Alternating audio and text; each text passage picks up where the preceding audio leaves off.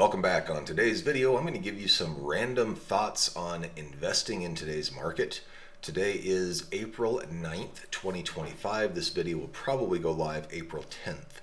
And in today's market, everything could be changed by then. But we're in a market today where the economy, the underlying economy, has been relatively strong. The underpinnings of that are being challenged right now. We have a lot of things changing in our world, and for better or for worse, depending on which side of the economic and political spectrum you may be on, you may or may not agree with what's being done. But the reality is we are where we are, and we need to, especially from an investing standpoint, have a game plan for what we're going to do. So, first of all, the obligatory disclaimer: this is not investing advice. This is simply something that I am doing. This is how I am handling this and my approach to it. And I'm trying to share some of that information with you. Make sure you're not relying solely on me or anyone else on any platform. Do your homework, do your research, because you will get a lot of advice, and generally it's worth what you pay for it, which in most cases is nothing. So keep that in mind. So here's what I'm looking at. Let me go through a few different things. Over the last month, the Dow Jones Industrial Average has plummeted. The S&P 500 has plummeted. The NASDAQ has plummeted. And these are just Google investing headlines. And it doesn't take long to find any of this information. Google stock has gone from a high of 172 down to currently 146. Here's another one that's really telling. Restoration Hardware, which is a high-end home furnishing group, has gone from a peak of around 235 or a high of 256 to currently $145 per share. Now, why is this important? Well, it's kind of a track record of confidence of people where things are going. The stock market, in my opinion, long term is a good weigher of values. Short term, it's a popularity contest. It's based on people's opinion of where a stock is going, what's happening, and where things are moving. And you've got to weigh the two. When I'm investing, at least I have to weigh the two. I have to figure out, where does the market think something's going, and where do I think it'll be long term? Because if you can buy something that is currently out of favor, but it will do better long term, that could be a great value. If you buy something that may be fundamentally sound, but the perception is turning against it, short term it may lose money. There's a lot of variables that we have to think of as investors. On top of that, we have a lot of factors going on as well politically. We have the government spending being cut. We have tariffs being threatened and implemented right now. What does that mean for us? Well, there's a couple of things. So on the political front, with the government spending being cut, anytime government spending is as large of a portion of the economy as it was, short term, sure, it may be keeping the economy afloat. Long term, it's unsustainable. We cannot be running a multi-trillion-dollar annual deficit and be able to sustain that long term. It doesn't matter if you're able to inflate the debt away or do other things. Short term, at some point, you are going to run into a financial problem and you have to pay the piper. Yes, there are factors that can mitigate that, but we were on an unsustainable path. So from that standpoint, we should understand there will be some pain. However, if we can get the underlying economy to offset the government spending that has been cut, the economy will be fine. On the tariff front, that's another challenge. We have been in a prolonged history of politicians being diplomatic, having some sort of political decorum, and doing things in a way that was projected so that the economy could see what was forecasted and kind of anticipate what was coming. That's fine. However, now we're in a period where we have someone who is a businessman, not a politician, in office. It doesn't matter what you think of him. What he's doing right now is more along the lines of how businesses operate, not how politicians operate. From a business standpoint, this is generally how businesses are able to negotiate deals that are mutually beneficial or one-sided. It just depends on how strongly they negotiate.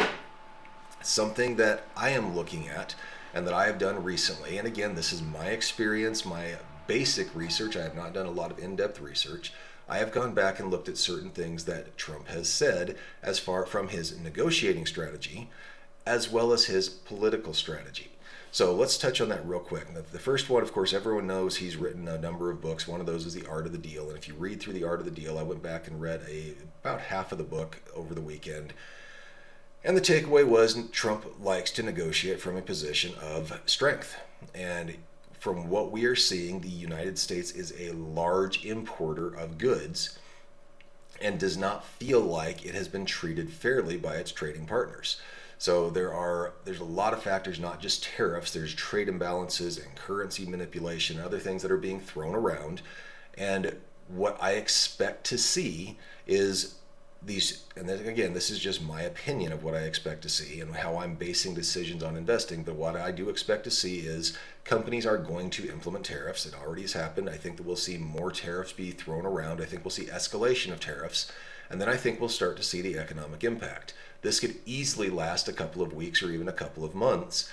And what I think will happen is people are going to have to see the impact and then come to the table to negotiate. This is a normal business model of people negotiating. Sometimes they'll change suppliers, sometimes they'll change things around. And if countries think that they are being treated unfairly, they need to look at their trading options. That, I believe, is what the White House is currently doing right now.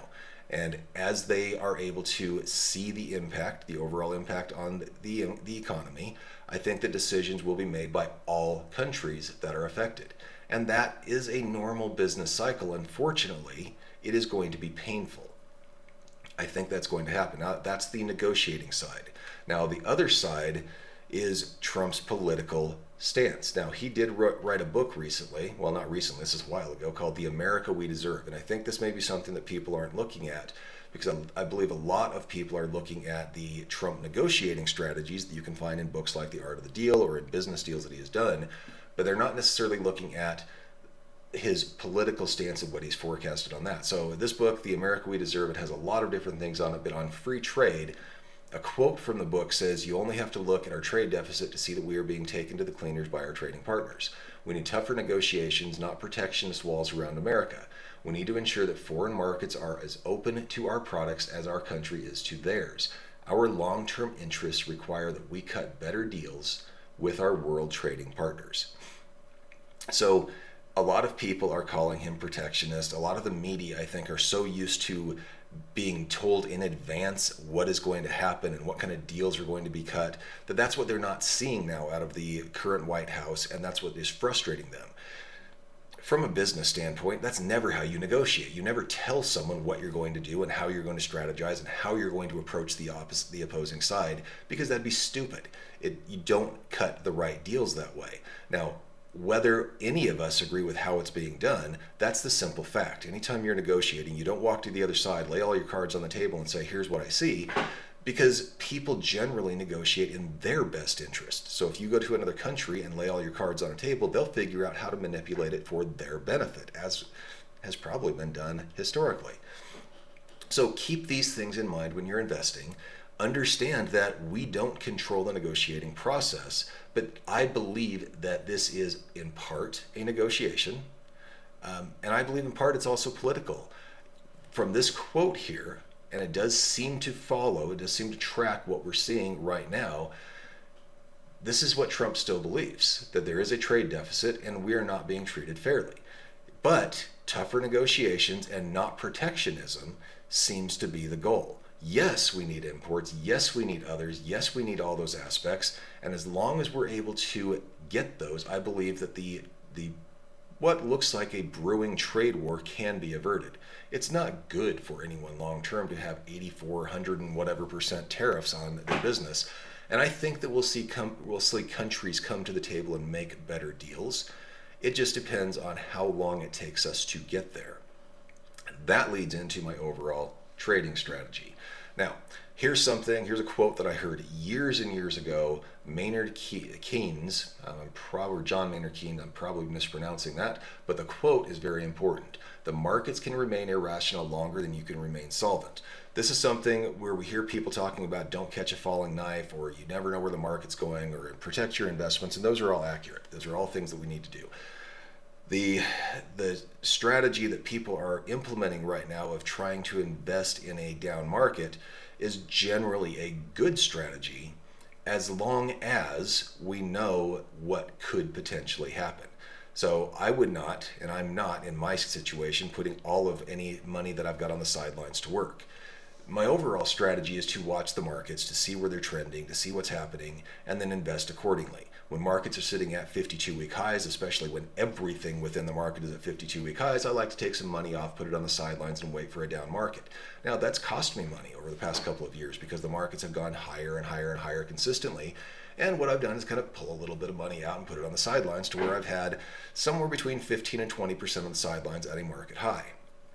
In today's market, when we see the market plunging, a lot of people are pulling their money out, trying to protect their markets, and when you're down 20%, in my personal opinion, that's not the time for me to start selling stocks, unless I just have one that I think is actually not going to survive. If I have a stock that I think won't survive, yeah, absolutely, I'm going to dump it because it can go to zero.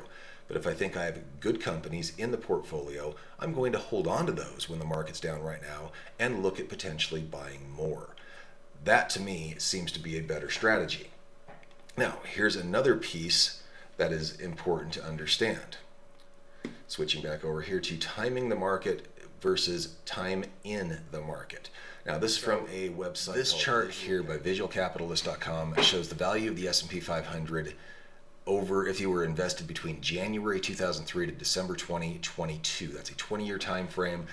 For reference, for those who may not have been investing at that time, January 2003 was right after the dot-com crash, and December 22, of course, was the tail end of the pandemic, the COVID pandemic. So this looks at the value of $10,000 invested in the S&P 500 during that window. If you've invested $10,000 stayed in the market all days, you would have $64,844. That is a whopping return. That's 6x over of the money that you put in. If you had missed just the 10 best days, that drops down to $29,708. You lose 50% of what you could have. If you miss the 20 best days, you are down to $17,826. Again, a massive decline. And if you miss the 60 best days, remember this is 20 years. If you miss just 60 days out of those 20 years, the 60 best days, you actually lose half of your investment, over half. That's crazy. The best days in that market, if we come down here, show that October 13th, let me blow this up a little bit in case you can't see it, October 13th, 2008, and the second best day was October 28th, 2008. 2008 was the kind of the heyday of the financial crisis, the Great Financial Crisis as it's called, when markets were crashing, businesses were closing, major banks like Lehman Brothers closed down. This was a major time, and for these to be the number one and number two best days, these happened shortly after worst days, and we'll get into that a little bit also. And you can see that 2020 had the next two best days. 2020 was as the pandemic was kicking off. Oh, here's a third one, also the sixth best day. 2009, again, was part of the Great Financial Crisis. 2008, all of these were in times where some of the talking heads were saying, don't invest, get out of the market, go away, don't do anything, because it was a very scary time. Let's dig a little bit more into this. This shows you the pitfalls of timing the market and the annual returns during these years. We're seeing that just missing little windows, just trying to time the market, can crush your portfolio. The best days in the market, again, talking about those returns. I mean, shoot, October 13th gave a 12% return, and it was during an actual bear market. There's a lot of talk in investing about don't try to catch a falling knife.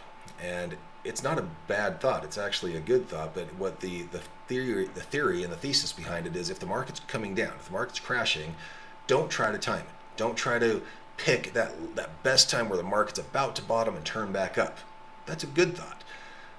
But what it does sometimes is scares people into not doing anything. Staying invested, like it talks here, is especially after the market has already turned. Once it's already down, if we could pick the top of the market, sure, that would be great. And then sell everything and wait till the market goes down. The problem is we've seen you can't really time that. No one has that information, except for maybe some politicians based on their returns. But most people don't have that kind of information. So it's better for us to stay invested for what we have in the portfolio and continue to do what they call dollar cost averaging in. Continue, especially if you're doing a 401k with your employer, if you're investing in an IRA, continue putting your money in at the schedule you put in, that you normally do. If it's me, and I have extra money to put in the market, especially when the market has turned down so far, I may actually increase my investments in today's market. Do I know when the market's going to turn? No. Will I lose some money? Probably, as the market continues to go down. But as the market bottoms, I will have bought good assets on sale. If I'm buying a good S&P 500 fund in my 401k, great. If I am able to buy some good quality stocks that I believe are financially sound, understanding there is more risk associated with that, that's fine also, because I know that the market will turn eventually, and those good companies will be worth more in 5 to 10 years than they are today.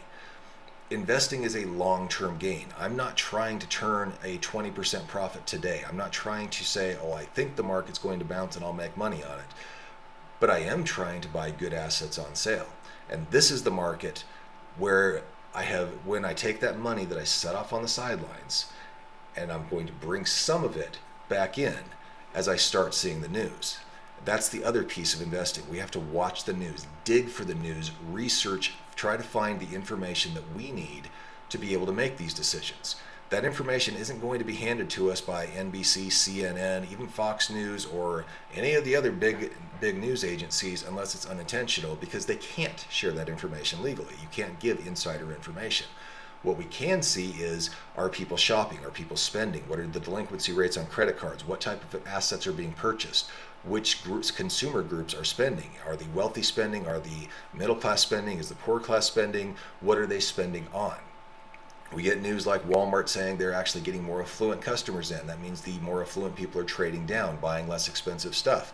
If we hear that the foods and snacks, the snacks and discretionary grocery items are not being purchased, then we get a sense that the lower income people, not just that they're the only ones that buy the snacks, but that is one of the things that you'd see, that though if we hear that those are not being purchased as much, then we get a sense that the economy may really be slowing down.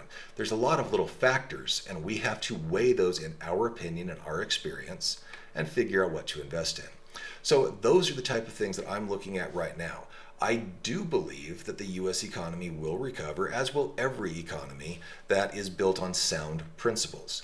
I do also believe that we are in the first innings of this turn right now. Any little bump that we see in the stock market, I'm taking it as a head fake. It could turn around very quickly. We could see announced tariff reforms on all fronts, and the stock market, I believe, will skyrocket at that point. Honestly, I think we'd see a very quick recovery. But I think more realistically, we're going to see more of a prolonged negotiation process. I think we're going to see this drag out a ways, because we're dealing with something that most politicians have not had to deal with, in my opinion. It's a tough negotiating strategy from a business standpoint. Decorum has gone out the window, obviously, and it's being handled like a business, not like politics. There's good and bad to that. We don't need to get into that piece of it in this conversation. All we need to do is anticipate how it can affect our investments and invest accordingly. I hope this has been helpful to you. If it has, please give us a like down below. If you'd like to see more content like this and all sorts of other topics, consider subscribing to the channel. And if you know someone this may benefit, please do share. Thanks for being here. We'll see you on the next one.